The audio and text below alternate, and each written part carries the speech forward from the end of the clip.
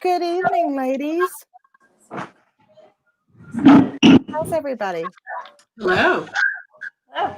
Well, before we get started, I do want to just welcome everybody who's joining live. Thank you so much. We've got 75 people on here, folks. Already? Wow. I want to take just a moment and acknowledge that 9/11, it is 9/11, and we lost 2 West Virginians on 9/11. And so I just want to acknowledge all the first responders and our military personnel and the families, of course, of those we lost on that tragic day. All right. So we're going to be talking, I'm just going to mute a few of you. We're going to be talking a lot tonight about the first week of school. And we've already heard from Layla, Delegate Burton's young daughter there, who was talking about her first week of school. But we really want to hear from parents, students, school personnel, bus drivers, whomever it might be. We want to hear from you. How was the experience? If you're watching on the replay, let us know how it went for you. If you had issues, concerns, problems, then please reach out to anyone here or to your direct delegate or representative or senator. Delegate Burton, since you are a parent and have kids in school, why don't you just start off with your experience? Well, we survived. It's been a really fun, exhausting week. Layla is running the first week of school temperature today, so that's why she's extra with me tonight. We're in person and she hasn't been around anybody, so it's a little bit weird. We always get sick at school and now she's sick again. It was challenging. It was challenging as a mother, it was challenging as a legislator, and it was challenging for her as a student, but she's done so well. And she's trying really hard to engage virtually and talk in class. And part of why she's tonight is because she's getting used to this virtual environment. As she interrupts me now as I'm speaking. She wants to say something. May she say something real quick? Absolutely. And also struggling through that trying to get on the math stuff. School starts at like 7:05, right, Mom? And it's so we up at like 6:40 to be able to like get ready, get dressed, brush our hair, brush our teeth. And also I had to miss the first like 2 classes. Yeah, we didn't have the right password for the first 2 classes. And also we have a time limit, and I missed 2 classes, Mom. Yesterday I missed 1. So we have had some issues with getting logged in and internet issues that have prevented her from getting onto all the classes, but her concerns about the first week of school are pretty normal. Getting up early, brushing her teeth, like her. So, and that's refreshing to me as a mother. I know educators, I've talked to a lot of them this week, have struggled with this. Just isn't normal. This is, from what I've experienced from a child's point of view, is they're like, yeah, we have to get ready again. We have to brush our teeth on time. He said I would wake up at 7. Yeah. So I mean, that's nice and refreshing. Well, it's definitely good for them to keep that routine. But Layla, I got to ask you a question. Yeah. Are you learning in your bunny slippers? No. No. Okay. She wants to, though. She asked this morning why she had to get dressed for school. But I'm still trying to keep the routine. So I get up every morning, shower, and get ready. And she does the same. I don't shower. She's asking me if she wants to log in for the gym class because it makes our heart rate go up. Oh, it makes my legs shaky. So I mean, it's different for sure, but we're enjoying it when we're not. And also, he makes me do 5 minutes. We're not complaining.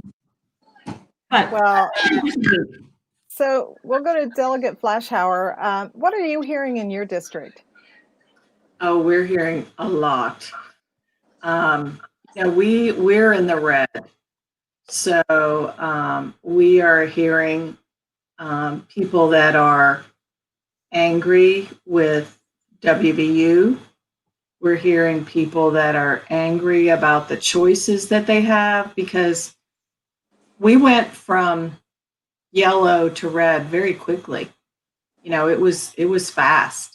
And so there were a lot of complaints about them having football on Friday night that got canceled on Friday. And then there are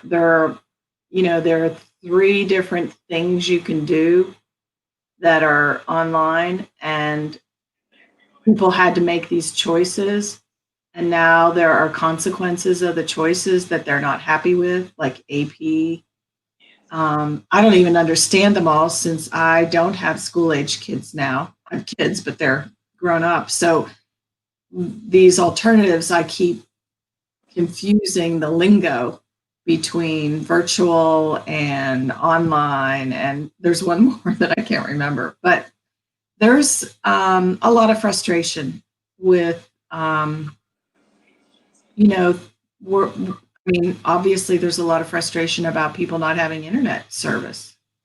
And I think I think this first week, it's hard to tell.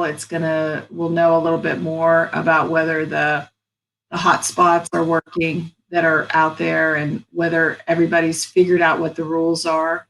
But it's worrisome how long kids have actually been in school. It's months and months, and nobody knows how long this is going to go on. So this is a continuation of the anxiety. Yeah. What about you, Delegate Zukov? I don't think Delegate Zukov can hear me. That's what she said before. Yeah. Can she? Lisa, can you hear? I can hear you, but I can't hear Sarah. Well, she said, what about you? Oh, I'm sorry. Okay. Yeah, actually, it's been kind of quiet here.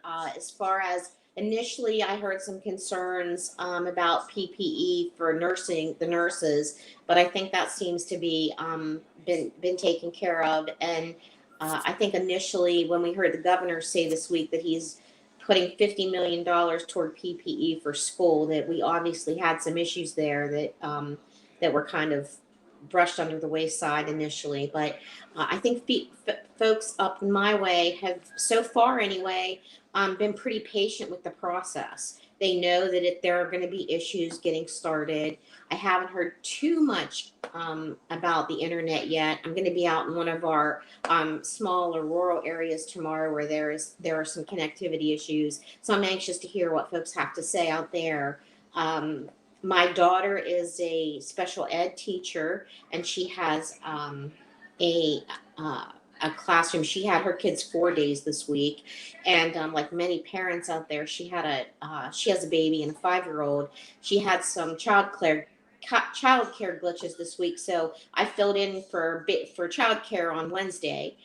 So I think those things just happen as a normal part of every day. So I feel for folks out there who don't have backup systems, and I'm also a little concerned, I haven't heard this, but a concern that I heard from teachers last year when they were doing some of the handing out the packets, and some kids just weren't doing the work or turning it in. So, all of this is going to be dependent on not just the teachers and the schools, but how engaged are the parents going to be this year.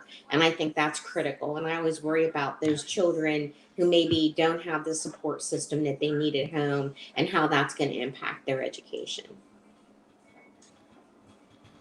Yeah, Delegate Burton. It's this learning structure, and Lisa, I think you're in person in your county, right? We are 2 days, 1 day off, and then then the kids go 2 other days where they're attending. I guess it's online. It's not virtual. I did hear that. Yeah, so it's a combination that we're doing. They're off days. So in Kanawha County, we're all virtual right now. We're all on virtual or e-learning, which is, like Barbara said, it's very confusing. And the fact that it's different from county to county is confusing. But this learning structure has shown so many systemic issues in our world, from internet. So I've talked to counselors, I've talked to parents that don't have access to internet, can't have access to internet. I've gotten Board of Education or County Board of Education involved in some areas. Some of these iPads can get them with internet on them, so the families don't have to purchase internet. Yet again, you still need to have cell phone service accessible in your area. But there's some, like, I'm privileged to work from home. My employer is me working from home through January of 2021. So I'm still earning money, my salary, and working from home. Had I not have had that privilege, I don't know what I would be doing right now and who would be educating my kids. And I've thought about that all the time. Like, who is here for these parents or these children that have parents that are at work? Even just getting the meals off the bus is a challenge for me, and I'm here in the day. It's sad, it's scary, and we're all adapting to the world. So I'll be quiet and let everybody else chime in now. Well, we do. I did attend our, oh, here we've got somebody. Yeah, so Melissa McDowell, we are remote due to being red. My son does not like this at all. He doesn't know how much more he can handle. We are only on day 4. You have Wi-Fi in parking lots on buses that parents have to take their kids to there to complete their work. We were given the opportunity to decide how we wanted our children to do the first 9 weeks. Some parents can't work a full-time job and then deal with the frustrations of their children because they can't help them not being at home. Mon County is the, Melissa, finish your thought there and we'll come back to it. I think she probably said in the red. In the red. But more than that, looks like more than that.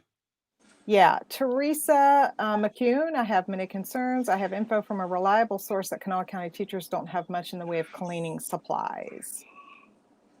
That is unfortunate. I toured a couple of Kanawha County schools in my district, number 36. They were given some supplies, but like one school of 350 students had 1 box of gloves as PPE. Now, clearly not as big of an issue when we're not there in person, but a lot of the people I spoke to, and one of my biggest concerns is there's no real protocol. So if there's a suspected COVID in your class, that kid is isolated, the child is isolated with the school nurse. In a school of 450 people, you might have 3 kids in that isolation room, but it only holds 2. And then they're left to go get their own testing if they choose. Nobody can force them to get a test, and then help with contact tracing. So you could have, if you're a high school teacher that just got sneezed on by a COVID positive child, who then goes to the school nurse, sneezes on them, you could have infected, they could have seen 80 students twice before they know for sure, or maybe 5 times before they know for sure if that child was even COVID positive. And there's no quarantine time for the classroom with the kids in there. It's really scary. And there is a lot of and cleaning supplies. I did see somebody, and I hadn't seen it with my own eyes, but somebody was given auto wipes to clean their desk with. Like, yeah. I don't know. I don't know how that is. I sent Lisa a message. So let her know to jump out and jump back in, if you would. Lisa, since you can't hear Sarah, jump out and come back in and see if you can start to hear her. Just get off and get back in. Okay. Yeah. We'll see you in a minute. Okay, so let's go to Brittany. And by the way, all of you that are watching live and submitting your questions and concerns and thoughts, please keep them coming. This is what leads to change. This is what leads to dialogue. So Brittany is a 4th grade teacher, and today was her first day back. My biggest concern is having 20 students in my classroom and possibly even more. Students are withdrawing from virtual. It's impossible to social distance. Brittany, would be curious as to what county or what area you're in. So if you would let us know that. Until then, we'll go to Teresa Steyer. And Margaret Staggers, Doc Staggers, is joining us. So we'll welcome her. It says here, I'm wondering how it can be justified to continue allowing WVU to have continue having students on campus. Each time I have tried to talk to our local politicians about this, they say a lot of them live off campus and have leases. While this is true, many do not live on campus. And I drove by the residence hall about an hour ago, and saw about 40 students outside in groups watching volleyball without a mask in sight. And, basically going back to what Melissa McDonald said, Mon County is only in the red due to WVU. So a lot of concerns out there. And Brittany is in Wyoming County. So yeah, hi, Doc Staggers. Hi, can you hear me? We can. Lisa, can you hear me? Great. We're good. Okay, good. We thank you all for sticking with us as we Miracle. work out the glitches. Yeah, I will throw this out if I could. My daughter works in the school district in another state, and she called me. She's also their Spanish translator, and she called me, and her voice was actually quivering, and she said, Mom, I'm scared. Her oldest son had COVID, still has COVID. And she said, but for many of these kids, COVID's the least of their worries. There's abuse, there's hunger, and she's like, I'm not sleeping because I don't know what's happening to these kids. It was heartbreaking. It was really heartbreaking. So you've got this double-edged sword where they need to be in school, but you've got this illness, and it's I think it's just ripping a big wound open that we've had for a long time, which is that we're not doing our best with women and children. Does everybody agree?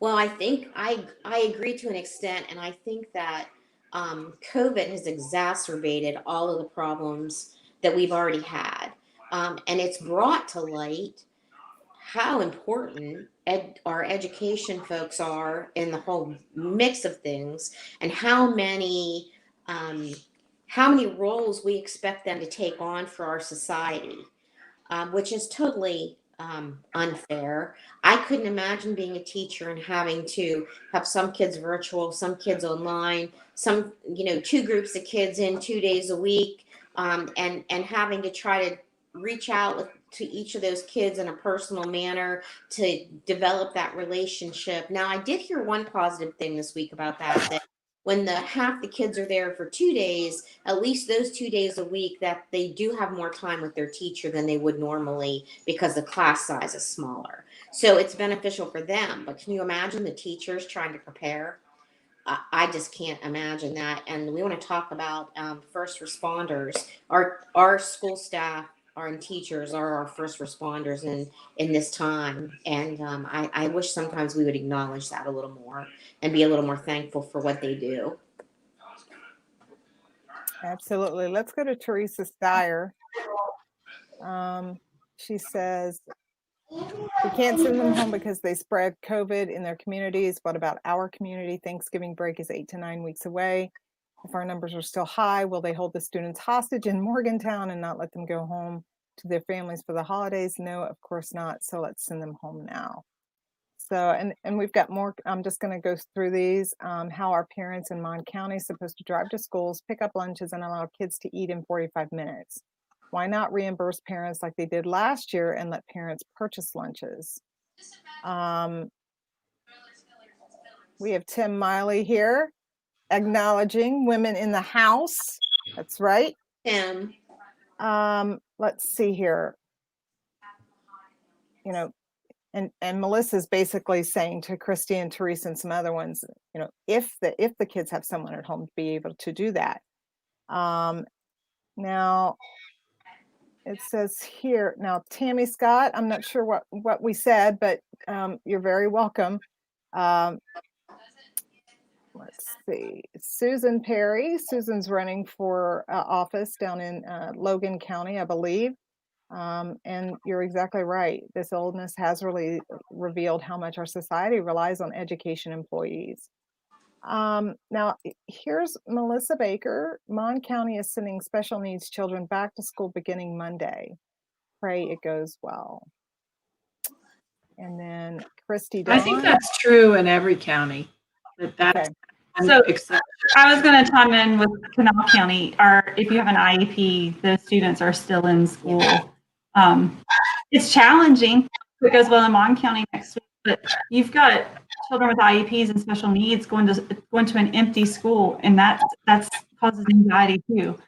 So it's hard. Although I think for a lot of, the thing about IEPs, and actually that's only at one end of the spectrum, at the other end, they're not going live. The kids that are advanced placement, I've had a lot of complaints about that as well. But my granddaughter is in Kanawha County and she's special needs. And they gave her, even though she's is not verbal, they just had her watch a video. And this was when things were going well. And, the parents said, well, we could have put a video on if that's all they were going to do. So for some kids, it will be really, really good to be back in school because they need that individualized attention. And I'm hoping the special needs kids can get that. I mean, I absolutely agree. They can't afford to go behind. All of these kids have missed so much, and those kids especially, that individualized attention. So Tammy's saying that she is thankful for someone, I'm not sure, I think it was Lisa, Delegate Zukoff, about teachers being first responders. Yeah. So can I tell something we did today that I felt really good about? Our Democratic Executive Committee has, for the last 3 or 4 years, delivered snacks to the people that we thought of as our 9/11 first responders, EMS workers, police officers, firefighters. And this year we decided to do healthcare workers. And I agree, teachers are our first responders now, especially in terms of our kids. But we have a lot of healthcare workers like Dr. Staggers, who are putting their lives in danger to take care of people who are getting sick and are, it's a life-threatening job. And so it felt really good today to do that, to recognize them, and it was very satisfying. So I don't know whether any of the rest of you are doing that. I took some, and the same thing with nursing homes. I mean, those people, especially, well, no, not just especially at the beginning. We have, 39 outbreaks in the state at nursing homes, and those staff are really not rewarded for the hard work that they do. So there are a lot of people that, and a lot of those people have kids and are trying to figure out how they're going to manage. They have to work, and how they're going to manage to get to that hot spot and pick up the lunch. Like the one woman was saying, it's hard right now. But thank you, Margaret, for being one of our first responders, and one of the only one of us. Volunteer. I like emergencies. I'm an adrenaline junkie, but I don't think teachers should be forced to be first responders. And I just wonder, I always come up with wacko ideas. Why don't we just have boarding for the kids that are at risk and take care of them, make sure they're fed, make sure they're educated, and then the people who can do homeschooling can do it. But most homes right now have 2 wage earners so they can make enough money to live. We haven't thought this through, and there hasn't been no direction or no help for anyone. So think of me. Yes, I love being out there and facing the danger, but we shouldn't do that to people who didn't choose that.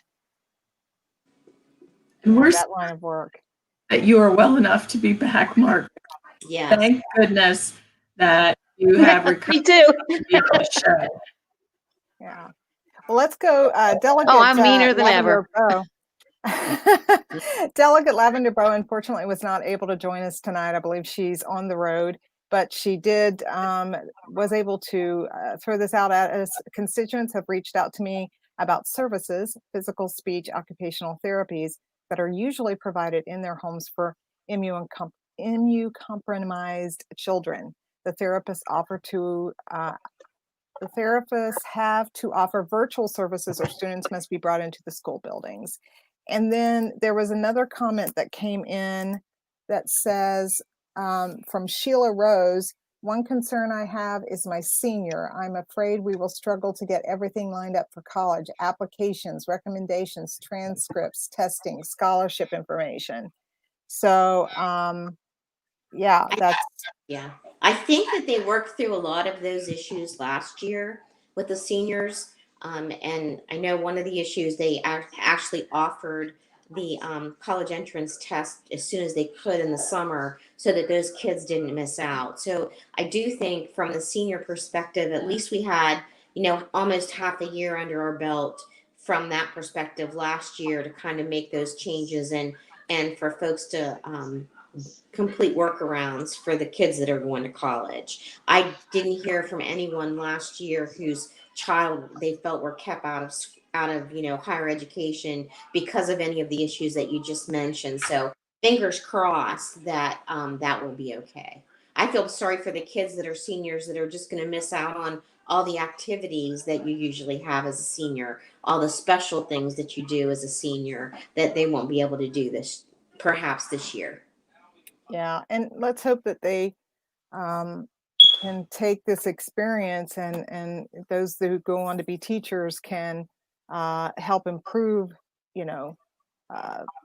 the policies and procedures that have to take place because this is not going to be the last time this happens. Right. I mean, we all know that this is going to be something. I mean, it's my understanding during flu season, Japan, everybody wears masks. Every year at flu season, they all wear masks. So I think this is going to be something that, so Michelle Welsh, yes, Delegate Walker, it may pop on. Delegate Walker, she's all over the map. She's here, there, and everywhere. So she may pop in at some point. Let's see. Let's go back to Melissa's comment. Of course, what happened to No Child Left Behind, because all these children are being left behind in some way. I'll throw this out here. True. And unfortunately, I think with things like this, you are going to, there are going to be issues you face and lessons to be learned. But I think the biggest issue facing us is from national leadership at the top. We were supposed to have a plan. No plan was ever given. And then he came out and said, we're going to have a plan in 2 weeks. That was 2 months ago. No plan. And now we know from his own voice record that he knew how bad this was, downplayed it. I saw on Twitter today that someone in a different state sent an email out to the wrong people. And basically it was saying, stick to message, not about COVID. Do not talk about COVID.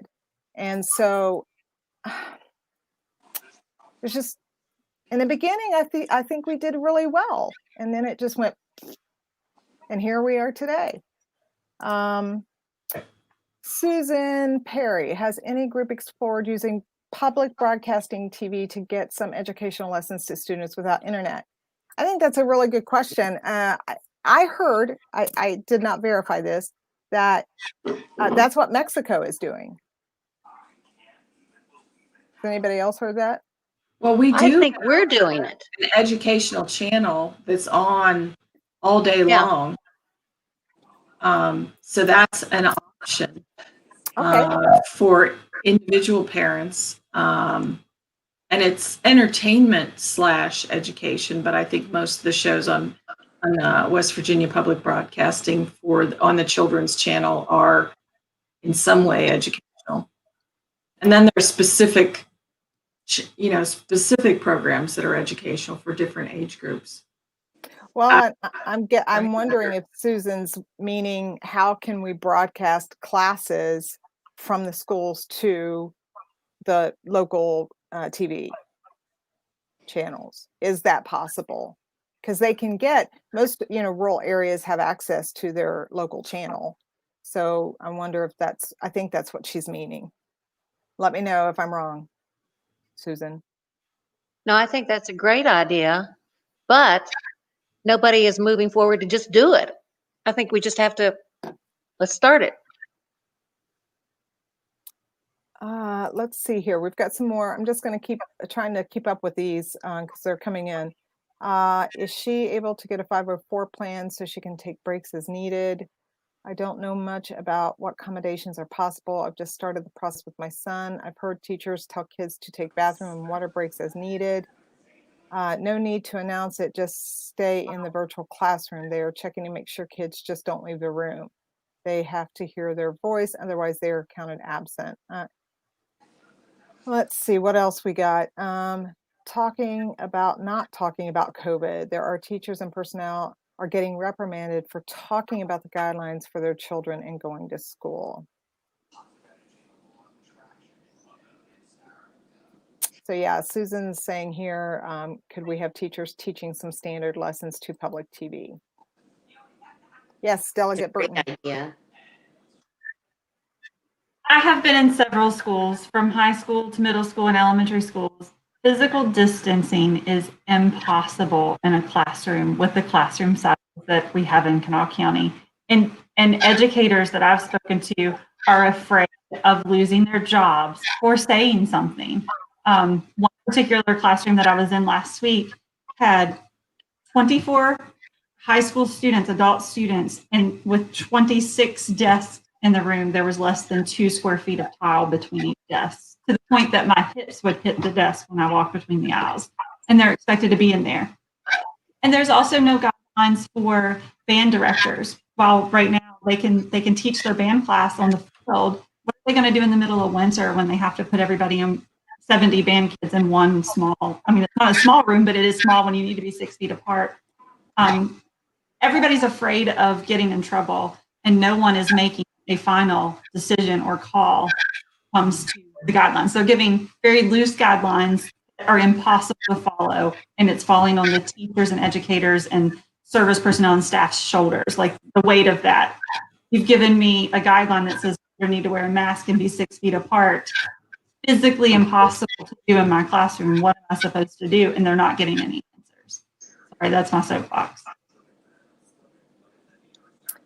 Yeah, and it looks like a lot of these people are very concerned. I don't know if there's any educators on the chat with us right now. We do have quite a few people in the chat. So if we do have educators on there, if you want to send an email, if you don't want to, come and post your comments, you can go to send an email to LEAD, L-E-A-D, virtualtourquestions@gmail.com, and we'll keep you anonymous, and we'll pose the questions for you. So if that's something that you want to do, let's see here. How about the funding being gone for West Virginia referral and linked daycare services for essential employees? As a working mother in healthcare, this puts a huge financial burden on my family. I heard about this earlier today, that they're not getting the funding that they were promised for essential employees. We just sent a letter this week, I believe, about this very issue, asking, I don't know, I can't remember whether it was to the governor or to DHHR, asking for this funding to be restored, because we're really concerned, and we've been hearing the same thing from a lot of our constituents, Sarah. Yeah, this is a real problem, and again, just shows the disparity that single mothers and children are facing during these critical times. And it is a very difficult thing for not just teachers, but parents to have to think about work or staying home with my child. I mean, it's just an unreasonable deliberation that they have to make. And then I heard today that we're changing up the color code again. Is the governor made an announcement about the changes in the color code? Is that correct? I did not watch today's briefing, nor have I had to read the recap, but I will tell you the inconsistencies and the constant changes and waiting till Saturday at night at 9 p.m. to know what your county is going to do. It's horrible. It's horrible for educators. It's horrible for parents. It's horrible for anybody. And I don't understand it. As soon as I think I understand it, they change something about it. And that's frustrating for me. I am a planner. Educators are professionals. They don't wing it. And we're all being forced to wing it by this system. Yeah. Let's see. He changed it to orange, no school. Okay. Thank you, Michelle. Let's see. We'll post that up here. Okay. That's what I thought. Let's see. Keisha, you're very welcome. And here's the thing, folks that are joining us on the live stream. It is great. We're so glad you're here. Mon County went ahead and tells us Thursday nights. Okay. Orange is now must go remote for at least a week. Map will be updated 5 p.m. on Saturday. Sports will only do conditioning in orange. So the folks that are here live, obviously you're seeing delegates from the West Virginia Democratic House Women's Caucus here tonight talking about these issues. But we're really wanting to encourage those of you that are watching either live or on the replay to get involved in this process. I know that it can seem a little bit intimidating, but these ladies are amazing to work with and to talk with, and they're here to help you. And if you can help them, you know, it's a good to have a team together. So I gotta say, we have a former team member, Tiffany Lawrence, was a member of the legislature for several years. I think that's who. I'm not sure if that's her husband, or if there's another person named Tiffany Lawrence also. But whatever it is, hello, Tiffany. Yeah. Let's go Cindy Lavender Bowe, Delegate Bowe, Senator Manchin and Senator Moore Capito. As West Virginians school-aged children go back to school and our parents go back to work, child care has become an increasingly urgent matter that needs to be addressed here at home. The Division of Early Care and Education has been told that assistance for child care was made through the first round of CARES Act funding, and as a second wave of relief spending has not yet been approved by the federal House and Senate, providers who are not registered, I'm sure that's going to come through. We'll finish that up here. Tiffany says, nope, that must be another one. But hello. So this is what I'm really confused about. And this is why I'm going to look at you all for the answers to this.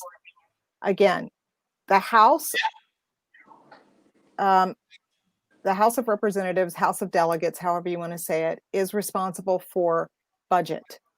You guys are to allocate and appropriate funding. So we got $1.25 billion in CARES Act funding, and there's not been a special session. We don't know where this money is being spent. And now people were promised childcare and there's no childcare. What Cindy was referencing was the letter that we sent to our senators asking them about the CARES relief funding, including child care assistance. My apologies for saying it was the governor. It's been a crazy week. Yeah.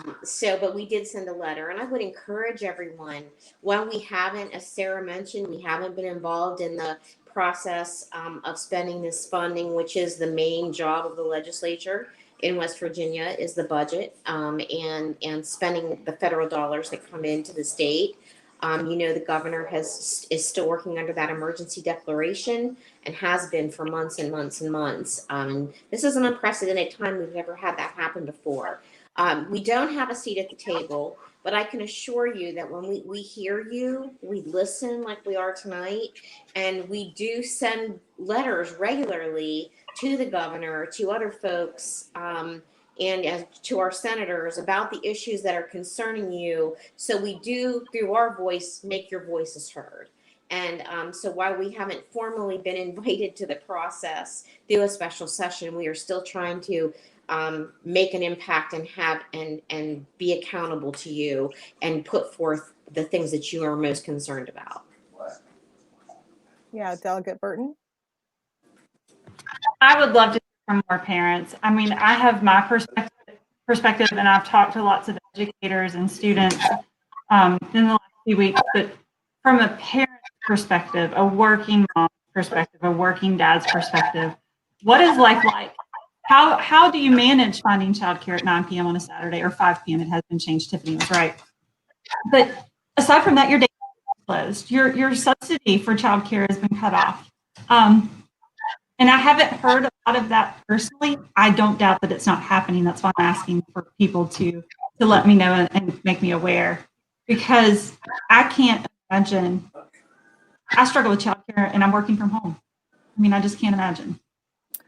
So, Melissa, is the CARES Relief Fund 1.2 billion for the state or national? So our state was allocated 1.25 billion from the Federal CARES Act funding relief fund. So that did come to our state. But as we referenced above or earlier, the legislature in West Virginia has one job, typically one job. They're supposed to pass a budget. That's it, pass a budget.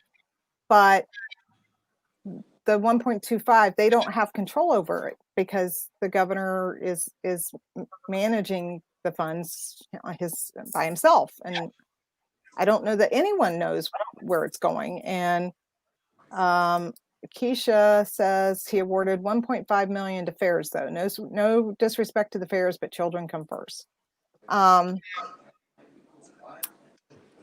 I just got an anonymous message I would like to read if I could. Sure. It says, I need to stay anonymous. I have 26 students in an elementary classroom, 15 on Monday and Tuesday, and 11 on Thursday and Friday. How can I socially distance them? Also, my limit is 25 with no overload allowed. If the guideline is 6 feet apart and children wear a mask, why does a classroom with that many children in it without the square footage to accommodate them? Why is that on her? That's my question. I added the end, by the way. That was not part of her message. The whys were mine. Like, that's what I have to think. Like, why are we doing this to our teachers? Why are we doing this to our staff? Because if there's an outbreak, you know they're going to blame themselves. You know they're going to feel responsible for something that could have possibly been prevented. Yeah, this is teachers are in such a difficult position. And I really hope that this is a situation where we understand and recognize the value of teachers. And I'm going to throw this out here. I heard the other day that someone on the Kansas City Chiefs, I think, is making $500 million to play ball. Now, that's fine, but it just infuriates me that we do not value our teachers enough to pay them a livable wage and then expect them to change the world. Let's go to we expect them to do everything for everybody too. We expect them to raise our children, give them morals, physical activities, ethics. It's like, wait a minute, what happened here? Yeah, it wasn't like that when I was growing up. No. Let's go to Christy Don. I've listened to 18 teachers each day this week. I have twin boys in 6th grade with different schedules. Oh boy. You can tell teachers and students are frustrated with using Schoology. Is that what it's Schoology? Is that how it's said? Kids don't understand how to use it, and a lot of teachers refer to themselves as dinosaurs when it comes to using these programs. Teachers spend most of the class repeating instructions multiple times to different kids. There's honestly not much teaching able to happen. It's not teachers or kids' fault. Why can't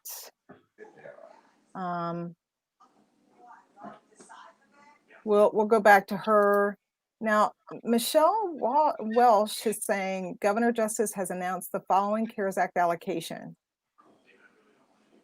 150 million West Virginia CARES Act Small Business Grant Program, 50 million DOH projects, improving access to medical facilities, 50 million broadband development, 200 million local governments, counties and municipalities, 10 million to hospital support, 25 million local public service district. When did you hear about this, Michelle? That was on today's briefing. Okay.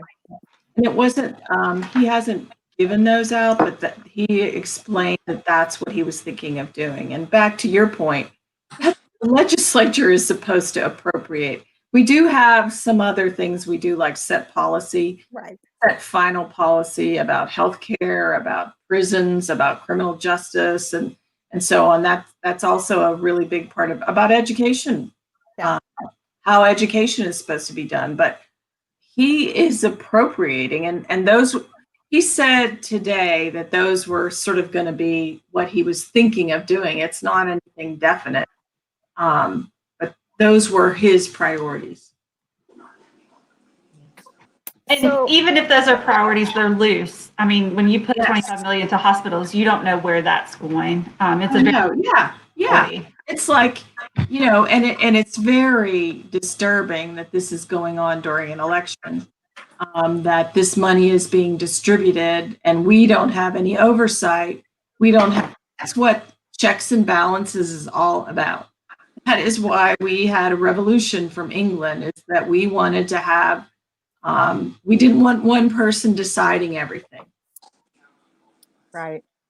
right. And I'll say, if I was a governor, I wouldn't want sole responsibility for distributing these funds.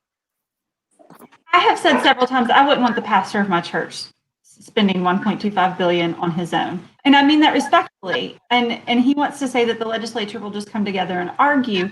We approve a million, billion, $1 trillion budget every year, and we argue until we get it right. And sometimes we get it wrong, but it's still a collective, joint, legislative, constitutional process. Right. And we all know our communities best. He's one person from one area of the state, and that's why we're elected we're elected representatives of the people who put us in office, and we know our constituents and our counties best and where the money is needed. And my area especially, and I know roads are bad all over West Virginia, but we have a pandemic and we're going to piecemeal $50 million for roads, saying that they're for medical care access, when we all know, if you look at those projects, that's not what happened. And what's going to happen if we don't pass any other COVID funding? The Congress has been fighting about it. They were going to try to pass something today. It didn't go through.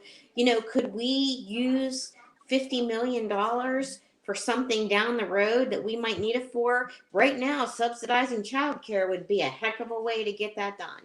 So, and there's been no money allocated from our state. So those would be the kind of things that we would be at the table saying, hey, this is what needs to happen now. The kids aren't going to school.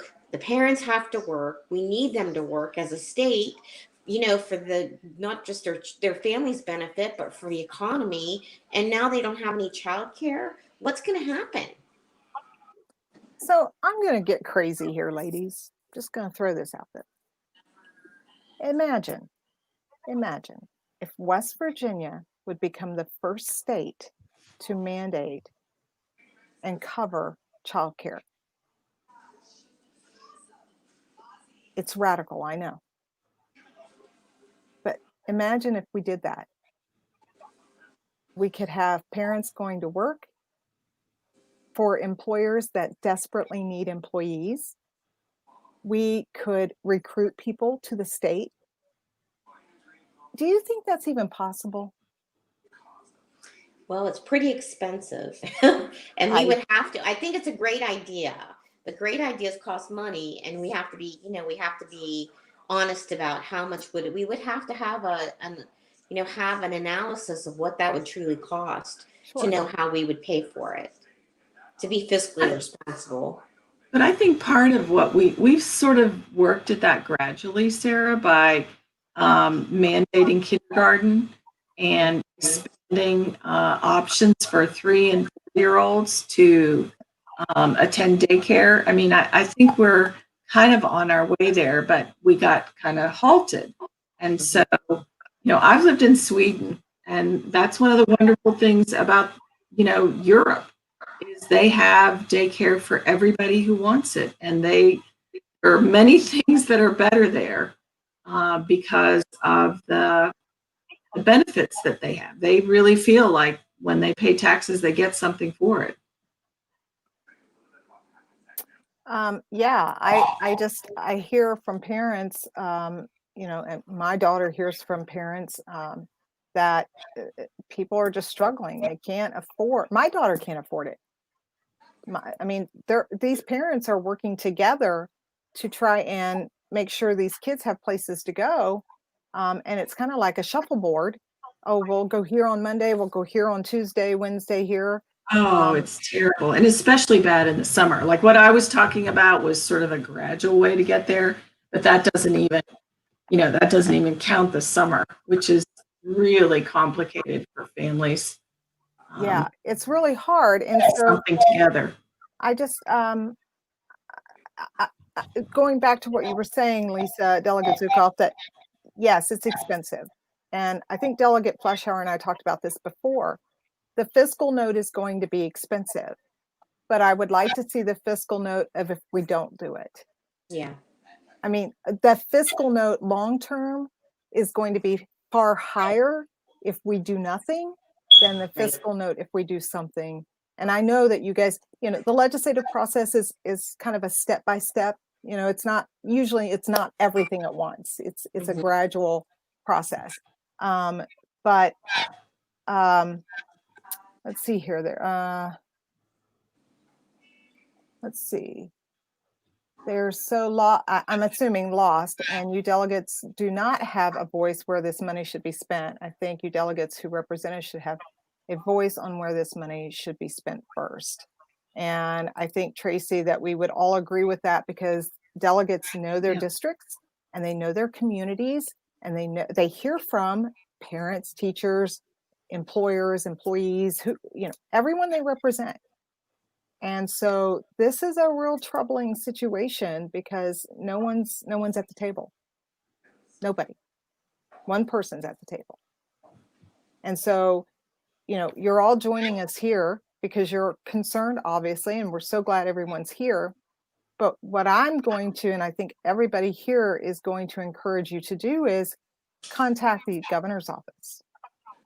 Pick up the phone, send an email. Let's see, Michelle says here, especially since the Mountaineer Boys and Girls Club closed, they were based on income and took older children, but that's gone. It was so helpful, especially summer and after school. We need programs like this or like that. And actually, I know a little bit about that. We had several programs close that were after school and summer and in the summer. And I'm going to be attending a meeting next week. I was on the board of something that was set up through the NCAA that was focused a lot on minority children, called the National Youth Sports Project. And that was one of the things that families pieced together in the summer, along with the Boys and Girls Club, and then a couple of other things. There's a snowflakes program at the schools. We're talking about incorporating all of them in our community and trying to come up with a long-term solution for families in the summer, because to have enrichment, to have exercise, and to make it affordable. So was that Michelle Welsh? I think it was. Yeah, I totally agree with you. And there are people that are really thinking this through, because the NYSP program had access to WVU facilities. The Snowflakes has the school, and we think that we should be able to manage that in a community like Montague County. That should be something we could manage. And if it takes an investment, we should be investing in it because it's the future. Okay, so Melissa says here she's contacted and emailed the governor's office, the HHR hotline, our local health department and county commissioners, and even Senator Capito for about 2 weeks and nothing. Let's go to Ashley and Melissa, I continue to do that. Just keep doing it. Don't give up. Keep doing it. I work 5 days a week. This is Ashley Bradbury. I work 5 days a week. She's a teacher, and now I have to find affordable daycare to take my 3 kids. 2 of my children are school age, but go 2 days a week, so they only need 3 days a week. Then my youngest is 4, but missed WV pre-K guidelines by less than 2 weeks. So how can I afford 3 daycare bills? Daycare's not affordable for one daycare. Respectfully, it's $600 a month to take my kid to an affordable daycare in Charleston. One child. It's And plus, just think of the daycare people with that kind of juggling schedule. One for 2 days, here's one for 3 days. How do they manage their, make a living with doing daycare? And that's why so many are closed, because they can't afford to stay open with uncertain schedules, aside from the government shutdown ones as well. It's really tragic. I mean, it's really bad. Yeah, there is a lot of uncertainty during this period of time.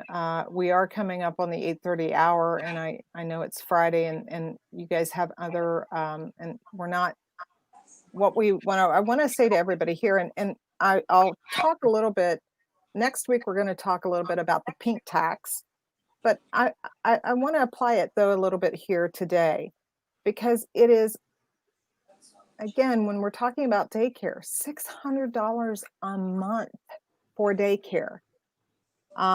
Melissa says here, daycare is expensive, but the workers get paid hardly nothing or anything. They're typically minimum wage employees.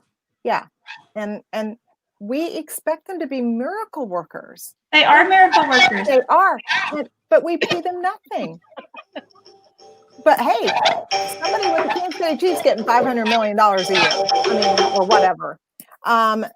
So, again, this heavy burden on women and children is one of the biggest challenges in our state, because and in third world countries, I mean, if you lift up the women and children, you improve the economy.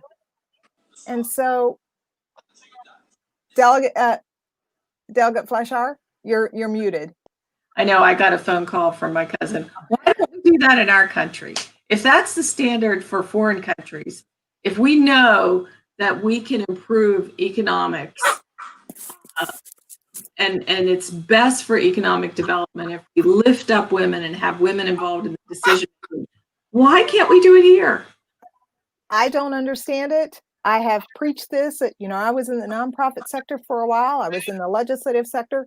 I do not understand why this isn't happening. And I know you guys are diligent. I am so impressed by the West Virginia House Democratic Women's Caucus. So impressed. And I know there's other delegates out there and Senate members that are trying their best. But it is demonstrated that the best return on a dollar for economic development is investing in youth and women. And I mean, I want to throw that back out about if we could provide universal childcare in the state of West Virginia, eventually you'll see us gain money, people, taxes, because people will be able to work. I know it's a radical idea, but I just don't think we have much to lose at this point. There are several barriers to employment for mothers, particularly single mothers, single fathers. I'll give that too. It's impossible to afford daycare and be a one-income household and raise your kids. Yeah. Yeah. And you know, to those of you that are watching live and those of you that are on the replay, listen, these ladies are, everyone says they only work 60 days a week, or 60 days a year as a legislator. Please. Yeah. No. And they get paid nothing, next to nothing for this. But they work every single day. And this is one example of them putting in so many more hours than just that 60-day legislative session. Doc Staggers, what do you have to offer as our closing statement? Well, Washington State, the schools are open from like 6 o'clock in the morning till about 7 at night. The teachers don't have to be there, but there are enrichment activities.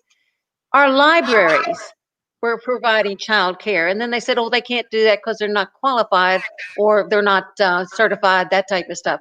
We have all sorts of resources out there that if we used them, and if we really cared about our kids, we would do it. We can solve this. Get us back down there and we'll fix it. Put your money where your priorities are. Yes. Yes, Jennifer Lawrence here, I think is stating it very well as we come to a close. We don't fund women and children because as a community, we don't value the work that women do. We can make it happen if we valued those careers that are predominantly held by women, but we don't value women, so we don't value their careers. And I don't want to leave Tiffany out here before we go. Some counties have hired distant learning instructors. I believe most, if not all counties have purchased Chromebooks. Many children would be able to stay home at certain ages. Also, other older siblings could possibly help with younger siblings and held accountable for their attendance and or work at least being complete. Why can't it be worked out to lower numbers in classroom for students without access or students that must have childcare to be in schools with their teachers? If teachers don't, and I'm sure she'll finish that. So there's a lot to address here, and we're not going to do it in one night, obviously. Ladies, I having worked in the legislative process, I cannot tell you how grateful I am that of the work you do and the efforts that you try, and you all bring something to the table that is incredibly valuable. Doc Staggers, we're so happy to have you back, Yes. and looking so well. Hey, it's really nice to be on the other side of this virus. I've got good antibodies. I've got, I'm negative for the virus, and I'm immune for about 4 months at least. So I beat the bitch. Yay! We are so glad. We are so glad. Thank you. Again, it's 8:34, so we're going to wrap this up. Ladies, thank you for taking time away from your families, away from your activities, to be part of this conversation, to lead this conversation. We're going to be having these talks every Friday at 7:30 p.m. And so we are inviting everyone in the state to participate. This is, I'm going to get on my soapbox. This is part of the problem, is that people don't get engaged. They're not involved, and it's always someone else's problem. But as we can see, this is becoming everybody's problem. And we've got to start supporting and helping drive the narrative. The people, this is the people's place. And you need to have a seat at the table. So start contacting folks. And these ladies are more than willing to have conversations with you and answer your emails and forward your emails to the appropriate people, tell you which direction to go. So anyway, Pam says, thank you, everyone. Thank you to all of you who have joined again next week. We'll be here again at Friday, 7:30 p.m. Please join us. We're going to be talking about some very important issues. Just look for us on Facebook, and we'll be updating that information shortly. Sarah, let us thank you also Yes. for moderating this. You did, as usual, a really good job. Well, thank you so much. Sometimes I think I Thank speak you. way too much, but you know, I can't help I it. love how you bring out the comments and Yes. fold into what we're talking about, and it makes it much more enjoyable, I think, for the listeners too, that we really are paying attention to what they're saying. Yeah, and I think I really hope that that's what we are conveying here is that you guys are on, I mean, you're on duty all the time and you want to be part of the solution. And so thank you for that. Thank you to all of you who joined us tonight. If you have questions, again, I'll repeat it, reach out to these ladies. They're more than willing to help. And of course, we have the election coming up soon. Please get to know who is running for office. Make sure you vote. If you need to vote by absentee ballot, make sure you request that, check the dates. And we'll see you here next week at 7:30. Good night, everyone. Good night. Bye. Bye.